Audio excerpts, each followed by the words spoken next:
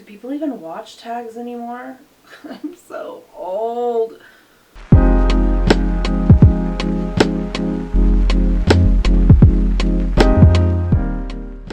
Hello everyone, my name is Molly. This is Meet Me at the Bookshelf, and today we're going to be talking about what I read in 2020 and what I hope to read in 2021. So for 2020, I had a Goodreads goal of reading 60 books. Now I didn't quite hit that. I came in just shy at 53 total books, but I did have an overall average rating of a 4.0, so the quality of the books that I read was really high, even if I didn't quite hit my goal. So overall, I'm happy with that. Another thing to note is 21 of the 53 books that I read were rereads. I did not intend for this to be like the year of rereads. It just kind of happened that way. That also might be a factor in why my average rating was so high, because I reread books that I really love. I could not narrow my favorite book of the year down to just one, so I do have two. The first one is Come Tumbling Down by Seanan McGuire. This is the 5th book in the Wayward Children series. It's a portal fantasy following children who have gone to other worlds and have, for one reason or another, been sent back to the real world and are kind of having trouble dealing. And so they go to this school in hopes of either making it back to their fantasy realm or, being able to come to terms and deal with being in the real world. This is hands down one of my all-time favorite series. I love it so, so, so much. If you haven't picked these up, I highly, highly recommend. They're super short. The audiobooks are incredible, and they're only about 4 hours a piece. This was definitely top favorite this year. My other favorite book of the year was Heartstopper, Volume 1 by Alice Oseman.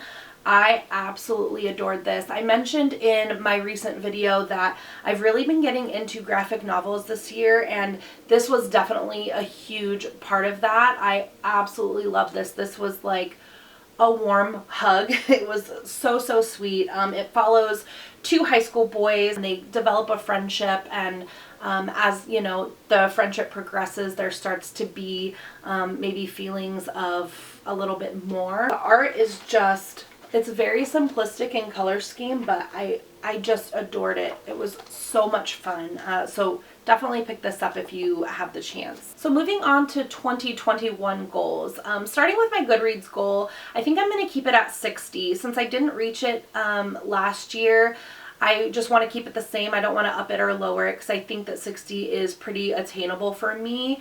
I think that's realistic in terms of my reading and how my reading has been going lately. So I think 60 is a really good goal for me, so I'm going to keep it there. In terms of genre, I really want to step up my nonfiction game. I don't tend to reach for nonfiction a ton, and the nonfiction that I do like tends to be like autobiographies and things like that, which is fine, but it's not something that I tend to gravitate towards a ton.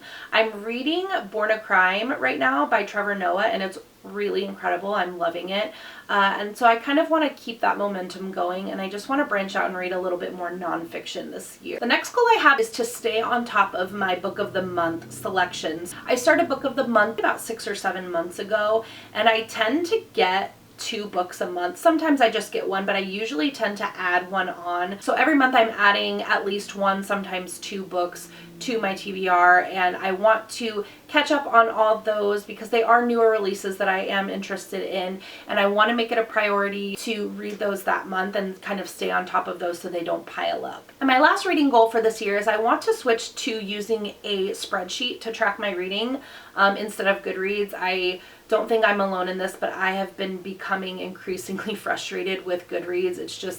It's not workable for me anymore. I get more and more upset every time I use it. I think I'm going to be using Allie's from Hardback Hoarder. I will link her channel and her spreadsheet also down below. In terms of channel goals, I'm just starting out, so I only have a couple, but the first one is that I want to try and produce 1 video a week. If I get more, cool. If I don't hit that, okay, but that I think is a pretty attainable goal for, my life right now, and giving myself adequate time to read books so that I have content to make. I think one video a week to start is a really good goal for me, so I'm hoping to keep that running throughout this year. And the rest of the goals I have for my channel are really just like the types of videos that I would like to try and make. One being collabs. I would really like to do at least a few like collab videos this year, just to kind of get myself like integrated into the community, meet more people.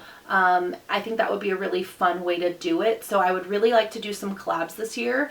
I also would like to do vlogs. I feel like just reading and lifestyle vlogs in general are my favorite videos to watch on YouTube. I really want to fill my channel with content that I personally would like to watch. I also have a couple of tag ideas. I really enjoy tag videos. I enjoy watching them. I think they're so fun, and I have a couple of like original tags that I would like to create. All right guys, I know that was like short and sweet, but that was just kind of a basic rundown of my 2020 reading and my goals for reading and my channel for 2021. I hope you guys enjoyed, and I will see you in my next video. Bye.